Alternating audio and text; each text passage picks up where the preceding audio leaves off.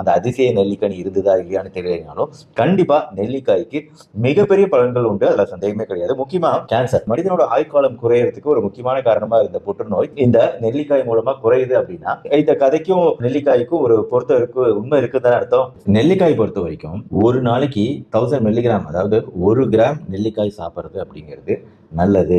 ரத்த சர்க்கரை அளவுகளை குறைக்கக்கூடிய தன்மை நெல்லிக்காய்க்கு இருக்கு. கெட்ட கொலஸ்ட்ரால் அளவுகள் குறைந்து நல்ல கொலஸ்ட்ரால் அளவுகள் அதிகரிப்பதற்கு நெல்லிக்காய் உதவு. இது 2 விஷயங்களால நடக்கக்கூடிய ரத்த முறைதல் பிரச்சனை குறைந்து எதிர்காலத்தில் வரக்கூடிய மாரடைப்பு சான்சஸ் அப்படிங்கிறது ரொம்ப காலத்துக்கு தள்ளி போட முடியும் நம்மளால ஒரு நெல்லிக்காய் சாப்பிடுறதன் மூலமா. தோல்ல கொலாஜன் அப்படிங்கிறது பிரேக் டவுன் ஆகாம தடுக்கக்கூடியது. ஏன்னா இதுல இருக்கக்கூடிய வைட்டமின் சியும் சத்துக்களும் இந்த கொலாஜன் உடையாம தடுக்கும். கண் பார்வையில அதாவது மேக்குலர் டீஜெனரேஷன் அப்படிங்கிற ஒரு விஷயம் நம்மளுக்கு கண் பார்வை இடத்துல ஏற்படுத்தக்கூடிய விஷயம். இது நரம்பு சம்பந்தப்பட்ட விஷயம், இதுக்கு மருந்தே கிடையாது மேக்குலர் டீஜெனரேஷனுக்கு. சோ இந்த மேக்குலர் டீஜெனரேஷன் வரதை தடுக்கக்கூடியது, முடி கொட்டுதல் பிரச்சனையை குறைக்கக்கூடியது நெல்லிக்காய்.